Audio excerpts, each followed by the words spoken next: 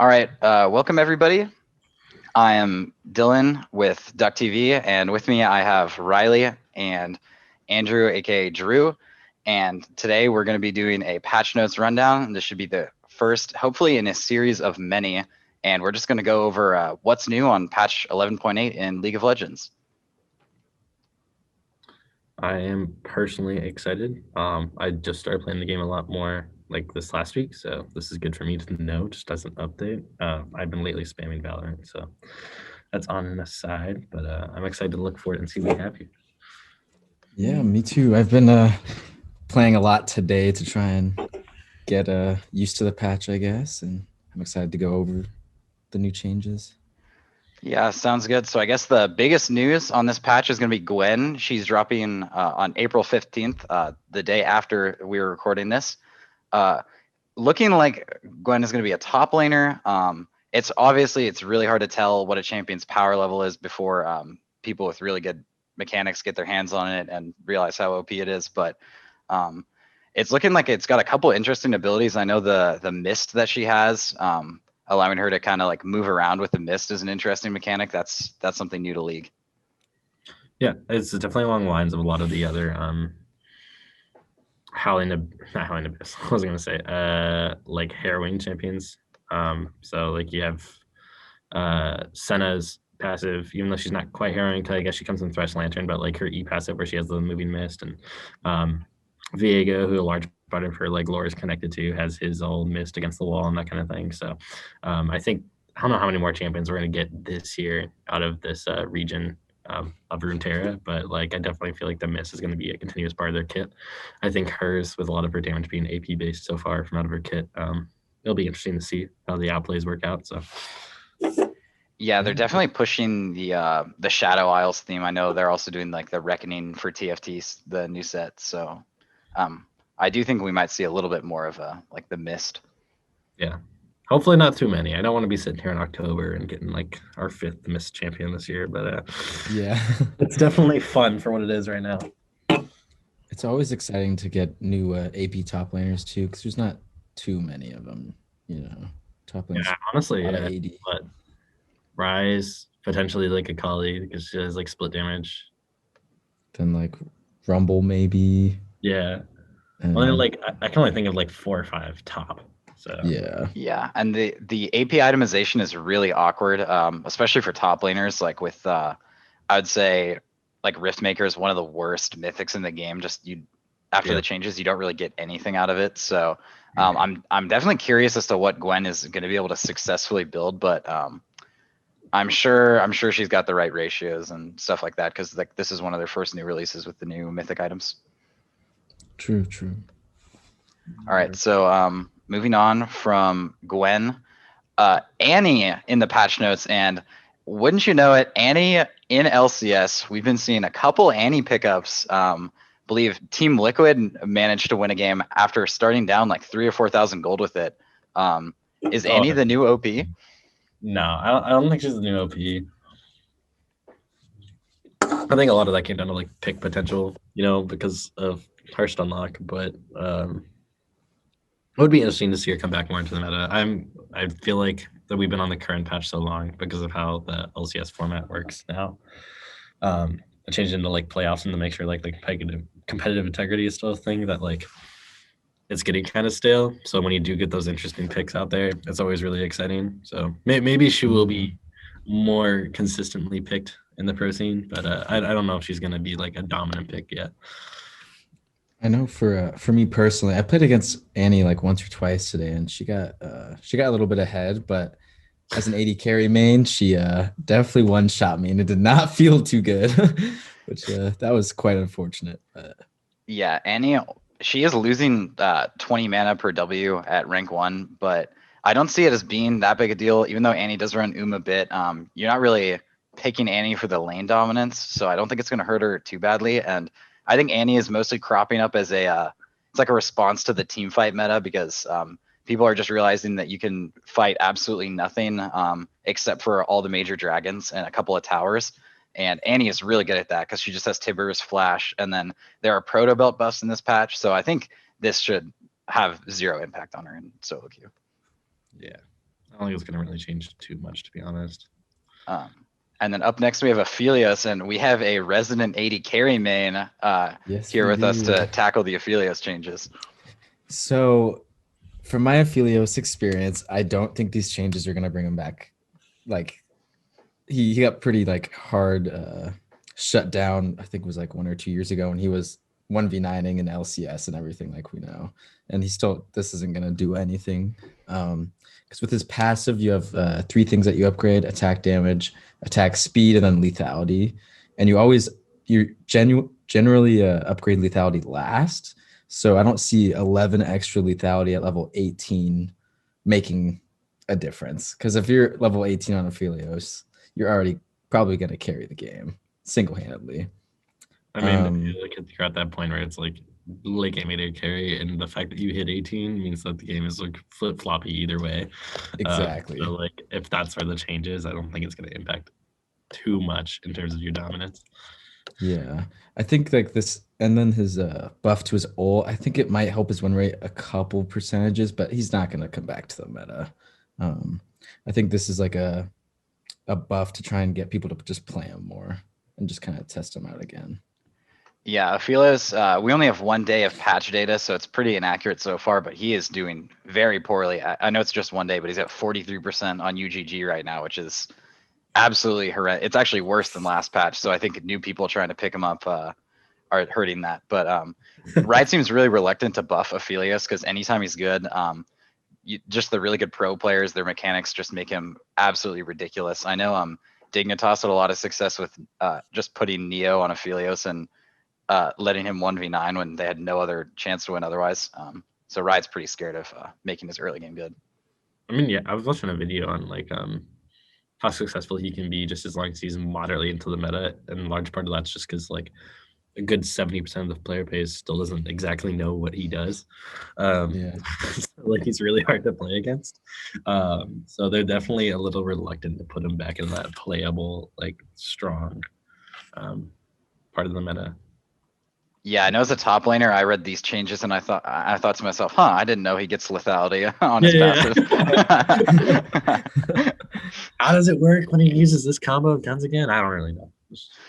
Yeah. Every time I play him, I learn something new too, because I play him like kind of passively with friends and that kind of stuff, and it's just like, oh, this is an interesting like combo setup between my turret from Cerebrum and whatever the sniper gun or whatever.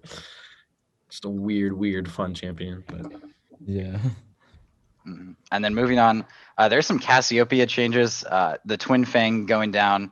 It's 8 less mana and max rank, and you do max it, but I don't really feel like Cassiope runs out of mana. I mean, you go Lost Chapter and Tier, and even if you're eating every single creep like 6 times per wave, I mean, you are getting the refund, but this only saves her maybe like 150 mana before a recall, like over the whole laning phase. I don't really see. I mean, that just seems like placebo. I was playing a lot of Cassiope in the last season, and since the start of the season, I played like a little bit, and then like I said, I just started playing again last week. I do think like in terms of like early game, this isn't too much of a impact, but that like 46 mana, especially when like you're in mid game and you're making trades between roams or people coming to your lane, not having to be hyper reliant on like your tier. Because of the way tier stacking works now in comparison to like previous seasons is like really helpful. So even though this is like minor, I think it's gonna really at least for me when I play Cassiope, it'd be a bit more enjoyable once I hit that like 12 to 15 minute mark, because a lot of the times when I was playing at the beginning of the season, it really felt like I wasn't having too much fun until it was like 18-20 minutes, or if I was just stomping in lane. So I think it'll just make you feel like a bit more online a little earlier than you normally would be, which is like kind of nice. Okay, interesting. And yeah, Cassiopeia does hyperscale, so any kind of early game help definitely could shore up some of her weaknesses. Yeah, it's one of those like levels 1 through 5. I don't think it would be that much of a difference, but once you hit like level 6, 7, and you hit that like 4th point in Twin Fangs, it's gonna be really nice. Yeah, and then moving on, one of the bigger changes in the patch notes is Dr. Mundo getting a sizable 1% max health buff on his passive, and then also getting a pretty big change, kind of losing not a lot, but definitely some power in the jungle. I know Mundo maxes E in the jungle instead of Q, but he is losing 200 capped damage on monsters. So I don't see him being able to jungle after that because he's already not the strongest. But you're getting 100% of health back instead of 50% of health back when you hit your cleavers. And that's going to be massive for top lane because now not only does he have increased health regen, but now if you hit a cleaver, you get a complete refund, which one of his weaknesses was even if you're last hitting with cleaver and hitting enemy champions, you're basically poking yourself out. But now you're not taking any damage if you're accurate. I could see that definitely having a big impact. And I know Mundo is like a big answer to Sion, and Sion's pretty heavily in the meta. So Isn't that's interesting. That's just like enemy hit too, because I guess like that would really help with your farming, right? If it's the cooldown on it isn't high enough, you can just kind of like spam it to help push waves a little faster without using your Is it E? Which one's the flaming circle around them? your W. Yeah. I haven't used your W to like wave clear, and you can also just use your Q and then get like refunded the health. That's kind of really freaking nice. Yeah, I think that's actually a huge buff. I didn't see that earlier today, but wow, that's actually gonna change like his playstyle a little bit in lane and stuff. Yeah, I think this is going to be super huge, especially into ranged matchups. You get a lot of extra health regen, and then you take no damage for last hitting from cleavers. Like that was he's good into ranged matchups because of the cleaver, but now that you don't lose any health from using it, he basically has like no resource cost, and like a D shield, maybe like something like fleet footwork or like second wind. You're going to be healing a lot. I wonder if he would be good into Gnar, because I know Gnar is very meta right now. I wonder if this would help against Gnar. I don't know. Yeah, I mean, it definitely won't hurt against Gnar, but I do think Gnar definitely likes the tankier matchups because it allows him to just go off with his hyper. Yeah, and his percent health, like I don't think it'll affect the matchup too much, but it is just good for Mundo regardless. Mm-hmm. And there's a Sion, the Titanic Hydra changes we'll talk about later. That helps Sion, so this Mundo could definitely be used to keep Sion in check. I know Wonder was picking Mundo into Sion in all of their G2 LCS games, or LEC games, but that didn't go too well for G2. So, and then Gnar got nerfed, but listen, Riot keeps nerfing Gnar's W. I don't know what they think is so good about Gnar's W, but Gnar's not OP because of his W. Gnar is just the most flexible, ranged, also melee hard engaged champ. He does everything you want a top laner to do. And he's safe, and he's a lane bully, and he hyperscales. Like I don't really. They just keep slightly nerfing his W. I don't think that's the issue with Gnar. Looking at the actual numbers too, they don't even really slightly nerf it. They just nerf it at what rank 1, rank 2, and that rank 2, it's like 5%. You know, so, like, and it gets buffed at rank 4. So, and you max W second, right? You max your Q, I'm assuming. Yeah. So he's gonna scale even harder. Like, cool. Yeah, this is almost a buff. This is not. Like the early game a little bit. That's kind of nothing, but it's fine. Yeah, if you're a Gnar one trick, this is just elo heaven right now. Yeah. So moving on from Gnar, gosh, Gnar is starting to get on my nerves. LeBlanc buffs, and I know LeBlanc has been in a terrible spot. I know some LeBlanc mains are actually like posting about like, oh, I'm gonna quit LeBlanc, and I know like mains always do that to be like dramatic and get their champions buff, but LeBlanc's play rate is really in the gutter, and she has trouble like assassinating targets. So they are adding some damage on her Q and her W. It's at max rank on both of them, it is like 30 damage extra added. Doesn't seem like a lot, but if you take a couple of trades in lane, I could see it being better than nothing. I mean, I played LeBlanc just for a little bit. Like my 2 goals are support and like mid lane, secondary, I guess. And like I think this is really good for her, just in the sense that thinking about things in the game now with new items and mythic items to help gain survivability to like ADCs with like Immortal Shield Bow and that kind of thing. Especially if you get that kind of early, like this will help her in that mid game to still be able to one shot without popping that shield. And then also thinking about how a lot of the like tank top laners are in meta, and like the jungle Udyr and Hecarim. Just giving her as an assassin any more kind of AP damage to help like her fulfill that role, I think is just going to be beneficial. Yeah, I think this is this is definitely going to help her, but I don't see that LeBlanc maxes Q. It's a W max, so this is more like a mid game thing. Yeah. They did add it. It's a lot of damage early game, but in the mid game, I feel like the exact number of damage you do matters a lot less than your setup. So I'm not sure this will be too impactful. Yeah, I think too. Like, I mean, looking at the 10 damage buff at level 1 and 20 at level 1, but I just don't see, because she's such a early game champ. She doesn't scale, so I don't think this is gonna help out like in the long run for her. Yeah, maybe we'll see some like Scorch LeBlancs or something like that trying to abuse this level 1 buff. But yeah, LB is definitely not in the strongest spot right now, so maybe it's an answer pick. Gonna move on to Lee Sin. This is pretty small, but Lee Sin getting 2 seconds off his E, definitely helping his clear. I know Lee's been really struggling with the new items. Strange to see Lee Sin struggling, but that's kind of what's happening. Yeah, I don't think this will make that much of a difference, because yeah, his itemization is a little weird right now. I've seen people build what is it called? I can't think of the name. It's the lethality item, where if you proc 2 abilities in a row, you get a shield and it does extra damage. Eclipse, thank you. But I don't, and even then it just seems like a very niche kind of build, very early game based. So I don't think this will make that much of a difference for him.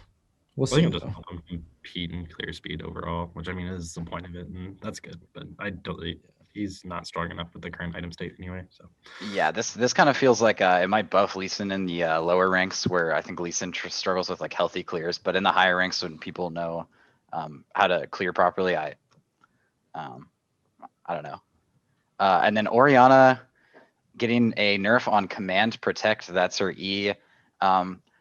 Losing the resistances. I know Orianna probably maxes E last, so you're actually sitting on this nerf for a pretty long time. But like Orianna is just good, so I think this is actually a healthy way to take down her power like slightly in lane without really ruining what makes her like iconic. Yeah, I agree. Game a bit more healthy. And on to the Rammus changes. I know this is what everybody's hyped about. I've been seeing Rammuses flying across screens. AP Rammus is one-shotting people. This is a fun champ. I don't know how the actual numbers are going to work out, but like thinking of it realistically and thinking about how in Sion was a meta, right? Like if you do like AP movement speed Rammus and then just start taking down towers, like who's going to stop you? Like, yeah, you died, right? But like you took down mid tier 2, and then it's like, oh, you died, but you took down mid tier 3. It's like, I don't know. I'm excited and terrified to see what this is going to do to the game. Yeah, I played against Rammus once today, and it was a little weird when he ganked because he was level 6, and I totally forgot that they changed him, or reworked his ult. And I was like, wait, why is he flying at me? Like, what? But I know as AD carry, Vayne is like the only one that can kind of kill him at like late game-ish. But the W buff on him, where basic attacks will now extend the duration of his defensive ball curl by 0.4 seconds up to 4 additional seconds, that is going to kill all like melee top laners that are like 80. It's going to be very tough to kill them. Yeah, that's a full 10 auto attacks. Yeah, you can never respond to Rammus really. So I think this actually does help him, because he just kind of really didn't do anything. But now that he has this added utility on his ulti, and I know Rammus is already a menace in the lower ranks. Like they've had to be nerfing Rammus in the lower ranks while he has a bad win rate in the higher ranks. I think adding this skill expression, hopefully that allows them to like add more power to him in the higher ranks without completely ruining him. I think it's good because it just like it gives him that like on your pointed out skill expression. It's like his weakest point has always been engaging from a distance, right? Like he has to somehow get into the middle of the fight, and then he does a lot once he's in there. But like you can kind of easily push him away with a lot of the dashes and other defensive abilities from like supports and that kind of stuff. So now that he can just like yeet and then land like in the middle of everything is really, really good. So yeah, and then one of the other issues that I found playing Rammus is even if you can find a really nice engage, even if you like knock up multiple backline members, your team has trouble keeping up with you because you're just the fastest character ever. So this 1.5 seconds slow that he gets should sort of help your team catch up to the targets you're trying to kill. Yeah, I could see Rammus being in a much better spot. That's I'm not excited to get like basically Warwick ulted from halfway across the map and then just die and armadillo. That's gonna be mildly scary, but it'll be good to see the change. Yeah. Yeah, I don't play any AD carry, but I feel bad for AD carry players. Like this buff is just Rammus is the last thing you want to see. Because he's already unkillable when his W's up, and now it's gonna be up for an additional 4 seconds. Like, wow. Like if you're playing AD carry and you're autoing him with his W up, you're gonna die before he does, probably. With the combination of Thorn Mail and Aegis of the Legion. It's gonna suck, but Yeah, so moving on to Rumble. Rumble, another champion getting changed, and they say that they're trying to make mid Rumble more vulnerable by taking down his base MR, and then in return, they're giving him max health damage on his overheat and 50% attack speed, which is quite a bit from 0. And then they're also giving him magic resist shred on his E, 10% and then 15% in the danger zone.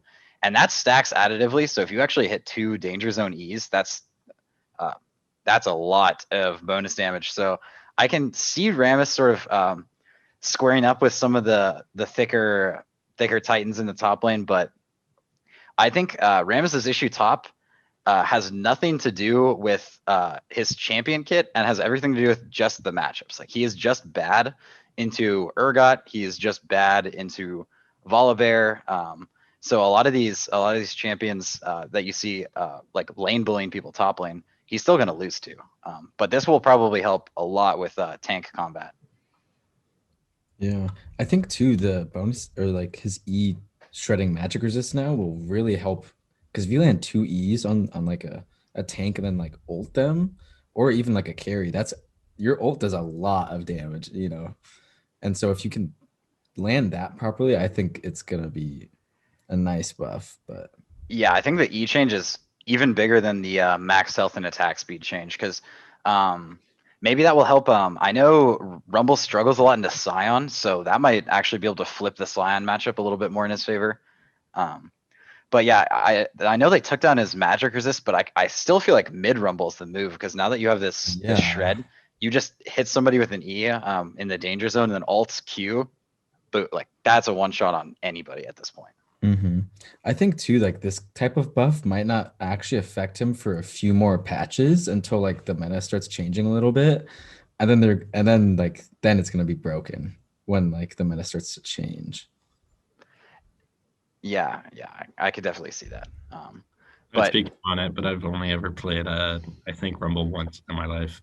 That'll probably never change. But I don't know, in terms of the tank matchups and possibly pushing towards mid lane, I could definitely see how it will help with that magic resist shred. So. Yeah, I learned some Rumble top lane and I thought, oh, this isn't very good. And then somebody told me to play it mid and I played a bunch of mid games and it was much stronger mid lane. Like you just get massive wave priority and your ult is just so dominant in team fights and like it allows you to control dragon really well. So I think that actually nerfing his magic resist might have been due because it gives him like he has just really good objective control right now. And then Thresh got a very minor nerf onto Flay. I don't think that matters. It really doesn't. It only really helps in the pokey matchups when you're trading with autos. Actually, no, it really doesn't because I guess it's just the cooldown. It doesn't affect anything about the damage. And as someone who plays Thresh a lot, like he's my most fast rage point champion, I always max Q WE anyways. I put my first point in E just because of the auto when trading on lane, but then the rest of it you just do QW first just because of the utility the lantern and hook provide. You only really need it once in a fight unless it's a 30-40 second fight, then you kind of need it twice at that point. Otherwise you're just generally using it wrong. So it does impact him a little bit in the early game in terms of like jungle ganking trades, but it's really not going to matter. That's not where a lot of his power I think actually really lies right now. Yeah, and This is probably a change for the lower brackets where if you're fighting a lot, that raise cooldown on the E could take down some of his power. But I think there's a lot less like random skirmishing as the skill brackets go up. So this is probably less impactful. And then Vlad getting a buff, and I know Vlad is only played by his mains. I think part of it is he's kind of got boring gameplay, and then also he's a little bit edgy. But Vlad is in a good spot right now. So him getting a second taken off his Q, he's actually going to be really hard to kill. And you max Q first, and so it's going to be a base of 4 seconds. And we all know that when you play Vladimir, you stack cooldown reduction or ability haste. So like, I think this is actually like really crazy.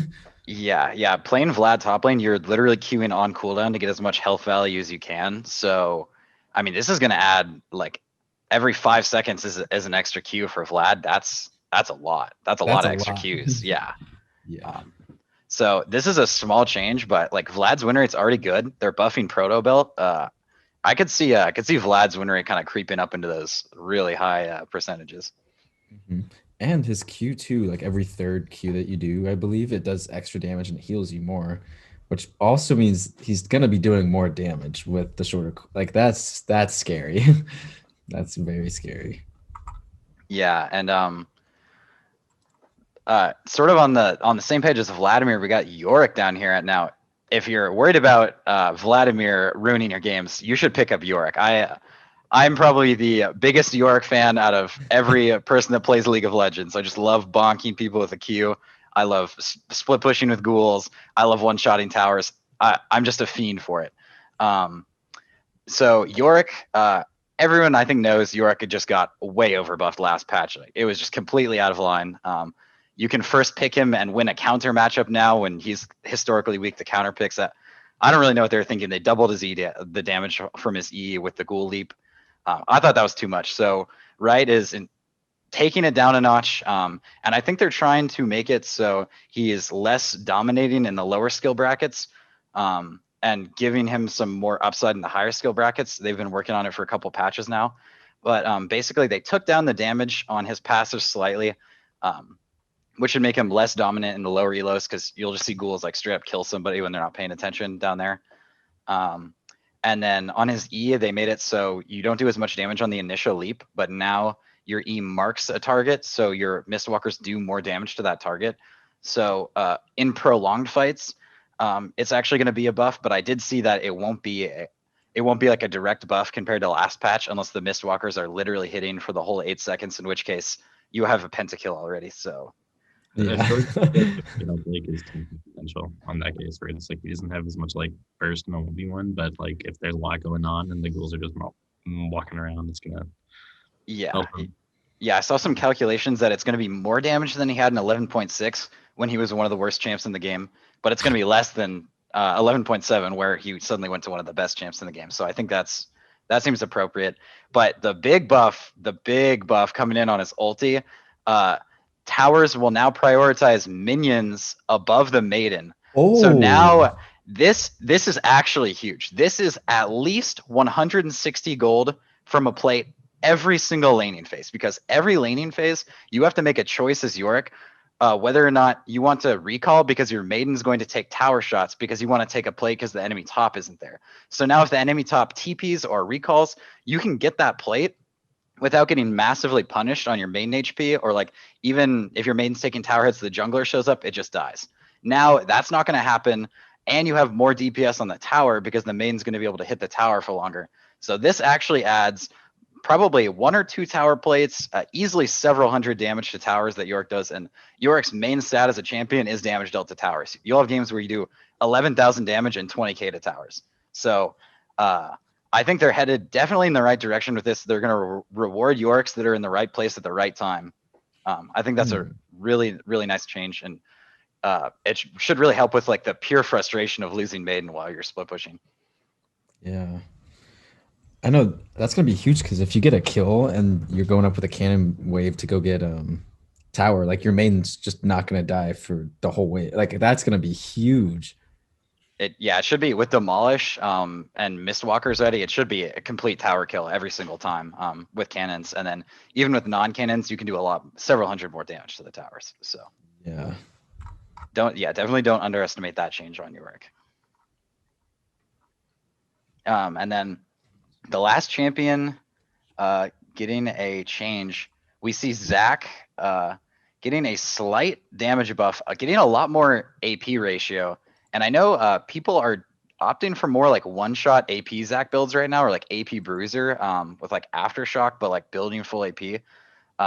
Just because Tank Zach sucks, but I think just in general, Zach sucks. Like your only way to be useful is hitting a long-range, slow-moving leap where you throw yourself into an entire enemy team, and then all 5 champs on the other team have better move speed than ever because season 11, and they all have a dash. So Mhm. yes. I think his always greatest strength has just been able to like objective fight, but at this point, yeah, with all that movement speed, it's not gonna matter too much. Giving him that more of a one-shot potential is gonna be really good. I have a friend that plays a lot of Zach. He loves like tank Zach, so he'll completely disagree with you on that point. But I think you have a lot of merit to it. So this is good for those bruiser builds for sure. Definitely with that like increase from basically doubling the percent AP damage is kind of really nice. Mhm. I honestly have not played with or against a Zach in a long time in like ranked, to be honest. Like I can't think of the last time I played with Zach in ranked. Like I don't know. Yeah, I think it's just so challenging for Zach to hit an E. Like, if the champion has any dash at all, like the people are just not as bad as they used to be, and like it's just so hard to hit E's unless you're coming out of Fog of War. So like buffing his clear speed is gonna help, but oh yeah, feel like- there's still the Zach bug where he runs in the Yeah. air. Oh yeah. That's so fun. I think too with Zach, I know for 80 carries they can just build Gale Force, and if they see him coming, they just dash, and I think that definitely hurts him too. Yeah, Even I think like immobile 80 carries like Jinx can still dodge like Zach E, and that's kind of and that's kind of the main thing. That's kind of the main thing there. Yeah, so moving on to the jungle changes. This is the other interesting change, and I think this will impact the lower skill brackets a lot more. They buffed a lot of lower skill cap champions to try to make jungle more accessible. They found champions that people that are brand new to the game play a lot, and they buffed those champions in the jungle, which is a good idea because there's no jungle players, and I don't know why you would ever want to jungle.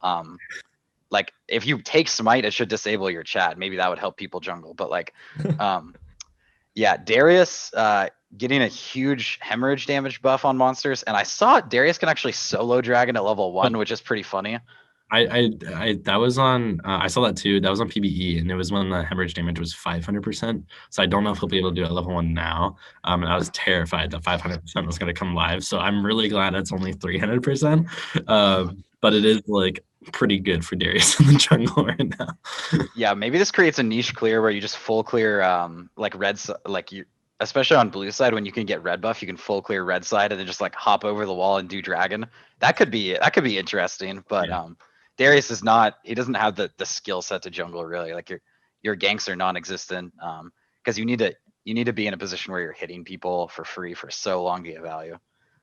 Looking at them really quickly, I think the two that are like actually impactful and potentially may impact pro pay a little bit is Mordekaiser and Morgana, just because it like we've seen Morgana jungle come out from D2 before, and that extra damage to help with their clear speed is like really nice. So that could change in the future. And then Mordekaiser to have 180 at all levels. Like I remember back when he first came out, jungle was like a possibility, and they nerfed it and changed it, and then that was the thing. But like now it's high at all levels, higher than its max rank than it was before. So like that's really big. Well, yeah, if you look at the change, it's from 28 to 180 capped At damage. low. So I mean that's just so much more. And yeah, I was kind of saving the best for last with Morgana, but I was also looking on some subreddit mains, and Diana mains actually think this is like Diana can jungle. They say it's fine. They say it's a better buff to mid or top lane Diana because it lets you really quickly go to a camp and clear it, and you wipe it 3 or 4 seconds faster. So you're not gonna miss any CS if you go to do like Raptors or Wolves on your like between your mid wave clears. So that could end up having some impact. But yeah, I think Morg is the biggest deal because I was thinking about in a draft setting where you can pick Morgana 1, 2, or 3. And then it's actually a flex pick into the jungle. So the other team is going to be like, oh, they pick support. We'll counter pick support. That's such a good arrangement for us. Like, psych, this is Morgana jungle. You get to counter pick support. And you have a team utility jungler. It's always nice to have that AP jungler too, right? Like to give you that flexibility between the mid and top lane. So like that's really cool. And it really enables like a comps with multiple AD carries to have like a Morgana and a support on the team. Yeah. So yeah, a lot of utility for that Morgana. But I'm not sure. Her definitely still lacking 1v1. And then moving on to the support item changes. I know Andrew, a big support fan. Do you have any thoughts on this? I think Moonstone Renewer, like making it flat base for the heal is pretty good. Because I'm pretty sure Soraka and a couple more of the enchanters are moving up in like pick priority. That always scares me because I play a lot of engaged supports and I don't like having to play enchanter meta. Like the whole art and sensor. No, I'm worried about like stuff kind of head back in that direction. So making Moonstone Renewer flat is pretty good for me. And it's still viable though, right? Because like in combat increase, you get the stacking shielding power, right? So that's pretty good. It wasn't like it was overall a net buff to the item, but I think like having that cap for the heal is just really, really good. And then looking at like Battle Song, I don't really think that in terms of support items, was not that impactful at all in general, period, during the meta. So any change to it is probably good. I don't think this change is enough to really make it like a still high priority item unless you're memeing in normals with some friends or something like that, just for movement speed. Yeah, like the empowerment's good for just general movement speed. Like you said, there's so much movement speed already in the game. I don't think it really makes that much of a difference. Staff of Flowing Water though, 20 ability haste and 20/40 AP for 4 seconds. That's just really good for trades.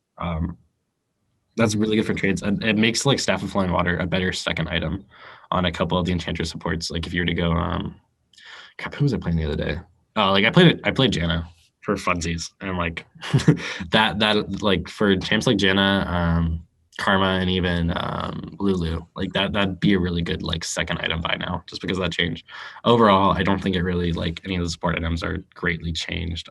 It's just changing the looks towards enchanters a little bit, and that's all it's gonna really do. I definitely think this helps the scaling of supports a little bit. Like Moonstone seems like once you're at full build, it's more impactful, but slightly less good early. And then Shirelia's that move speed could be really good on someone like Ashe. That's all about the move speed, but I don't know. But the Staff of Flowing Water, something like a Karma Syndra bot lane or like a really high poke lane with the extra ability haste could be good. I was thinking like a Ezreal Karma. That'd be really good. If you can get 20 ability haste at like like level 9 on Ezreal, that would be like really good in skirmishes and stuff. Yeah, that'd be even throwing Nami in there too is like her W or is W or E, whatever one empowers the auto attacks, like that, just like empowered auto attacks and then giving ability haste to Ezreal would be crazy. And the AP also scales with what his ult, his E, and his W, I believe. Mm-hmm.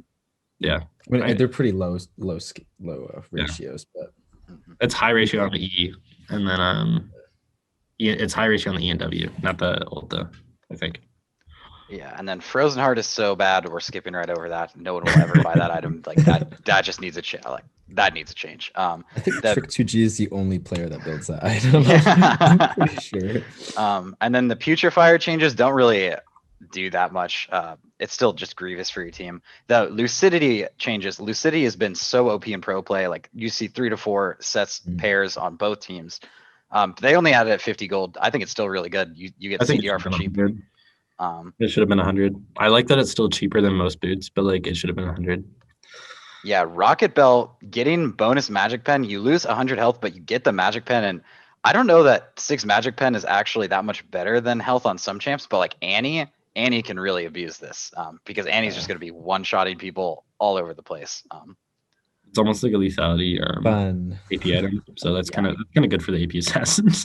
Like I don't know if Evelyn will still build this over Night Harvester, but definitely getting the Magic Pen would give her some kind of incentive too. Yeah, it'd probably help Echo out a lot actually.